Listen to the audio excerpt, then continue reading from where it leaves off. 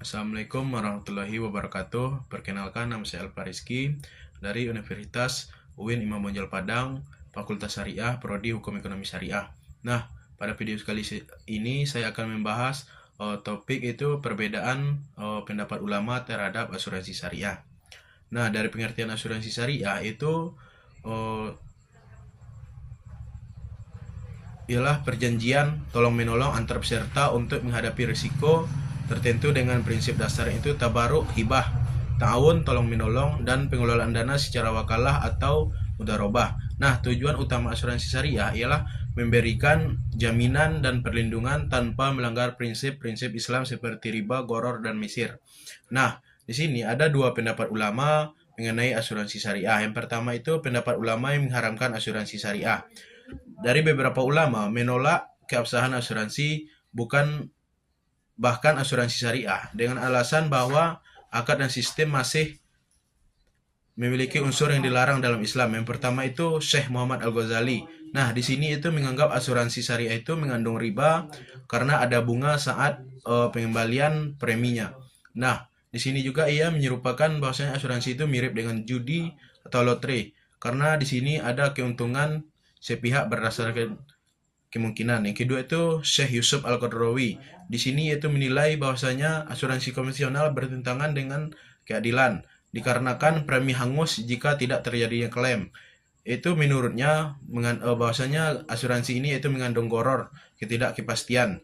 Nah, selanjutnya itu Dr. Muhammad Muslihuddin. Di sini itu mengatakan bahwa asuransi ini ialah kontrak perjudian. Ia juga menolak asuransi jiwa karena seperti mengganti kehendak Allah.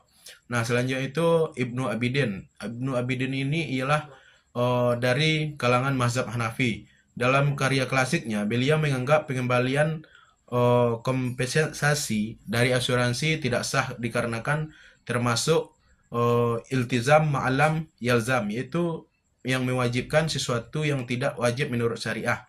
Nah, dari inti kelompok ini memandang bahwa bentuk dan praktek asuransi terlalu dekat dengan aktivitas yang dilarang syariat.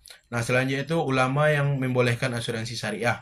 Yang pertama itu ialah Syekh Abdurrahman Isa, seorang dosen dari Universitas Al-Azhar. Di sini ia mengatakan bahwasanya asuransi itu ialah muamalah baru yang membawa kemaslahatan, sesuatu yang tidak bertentangan langsung dengan nas, bisa diakomodasi untuk kepentingan umum. Selanjutnya itu pendapat ulama Prof. Dr. Yusuf Musa. Di sini ia menyamakan asuransi itu dengan koperasi. Jika tidak ada di dalam sebuah perjanjian tersebut itu mengandung dengan unsur riba, maka hukumnya boleh. Dan Syekh Abdul Wahab Khalaf, ia menganggap asuransi itu sebagai bentuk akad mudharabah di mana peserta menyetor dana dan perusahaan mengelola dengan pembagian hasil. Nah, selanjutnya itu Prof. Dr. Muhammad Al-Bahi.